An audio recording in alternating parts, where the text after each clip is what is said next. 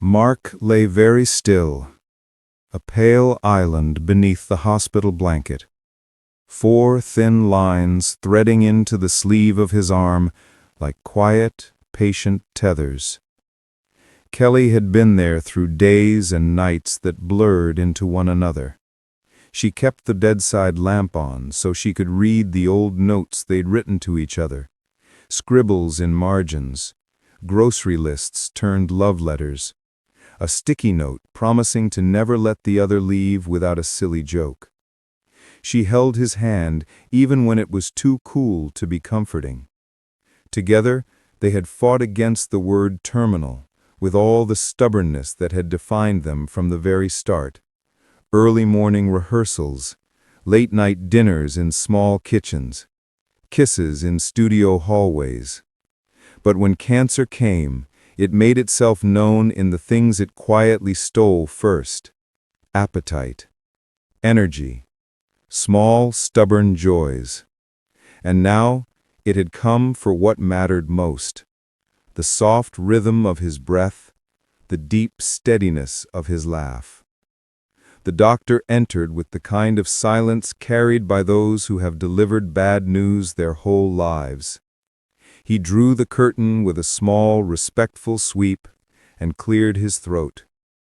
Kelly looked up, the pages of her shared life with Mark still open in her hands. "I'm so sorry," he said. His voice was deliberate, each word placed carefully, as if arranging fragile things on a shelf. "We did everything we could. He's gone." For a second, the world narrowed to one absurd hope: that those syllables were a mistake, a misread monitor. Kelly felt denial rise, quick and fierce. She gripped Mark's hand and felt only the thin warmth of an ending. The machines around them continued their steady beeps, a metronome indifferent to grief. Then the sound came, not a theatrical wail, but a quiet unraveling. It began in her shoulders, a small shudder that gathered into a sob. Her face folded and refolded as memory and recognition collided, the body speaking before the mind could catch up. It was a sound that belonged to everyone who has ever watched someone they love disappear, slowly, and then all at once. People in the room moved with practiced sensitivity. A nurse placed a hand on Kelly's elbow, an anchor, while the doctor stepped back, giving her space. Family and a few close friends rose and came forward, surrounding her like a fragile fortress. Cameras, fame, public life, all of it peeled away until only the person remained, the man she loved, and the weight of the moment. In the hours that followed, stories began to surface at the bedside, like old photographs pulled from a drawer. A nurse who once met Mark while he volunteered at a children's ward told a story about him making paper airplanes to cheer a frightened child. A friend remembered how he learned a goofy clap pattern just to make Kelly laugh on a tough day. Laughter and tears intertwined, grief's odd human soundtrack. Kelly stayed until the room emptied and the corridor lights dimmed to a soft, watchful glow. She read aloud the sticky notes, the silly lists, the fragments of ordinary life they had guarded as if they were armor. Buy more coffee. Don't forget the blue tie. Tell Lola the joke about the penguin.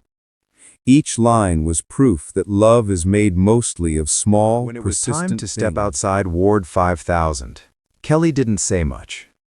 The cameras waiting beyond the glass captured a woman walking with the careful slowness of someone learning balance on unfamiliar feet. She waved at the murmured, "I'm so sorry," from well-wishers. Then, with quiet steadiness, climbed into the car and let the city fold around her like a cool blanket.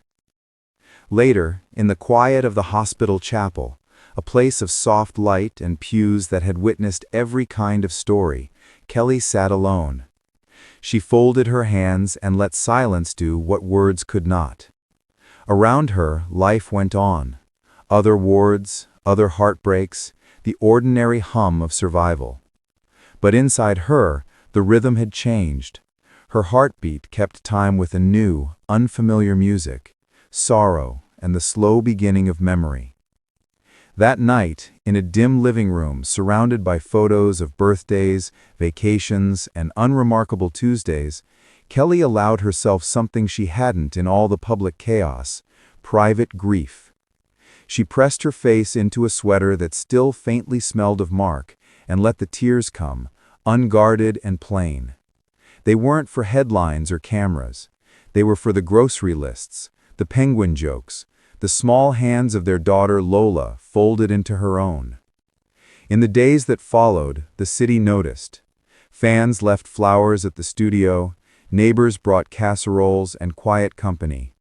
Messages arrived in waves, condolences, small recollections, clumsy but sincere attempts to bridge the distance that fame creates. She read them with trembling hands, smiling now and then when someone recalled something that made her laugh through her tears, like the time Mark tried to dance on live TV and nearly knocked off the host's hat. Grief, Kelly learned, doesn't follow schedules. It seeps into errands, meetings, rehearsal notes, even into headlines that keep spinning. But small rituals kept her grounded. A walk at dawn, a call with a friend who asked not about the tragedy, but about the everyday things, the way sunlight hit the kitchen window. At the memorial, a gentle gathering that was public yet deeply personal, people spoke not in grand speeches, but in honest stories, a map of who Mark had been. A man who loved loudly, who made people feel seen, who collected jokes like souvenirs and gifted them freely.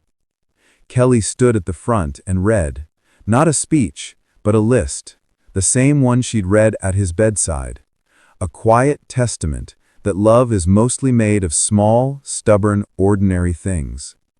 She ended with something that would have made him roll his eyes and grin, one of his old jokes, and the room laughed, healing for a brief, precious second. Days blurred into months, then softened into the landscape of ordinary life again. Holiday lights came and went. Work returned, gently. Some days, Kelly felt his absence like a draft under a door. Other days, it carried the faint echo of his laugh. In the quiet moments, she kept the sticky notes in a small jar on the mantel, a private reliquary of tiny promises. Sometimes she'd take one out, read it, fold it again. And the world, as it always does, moved forward with its tireless momentum.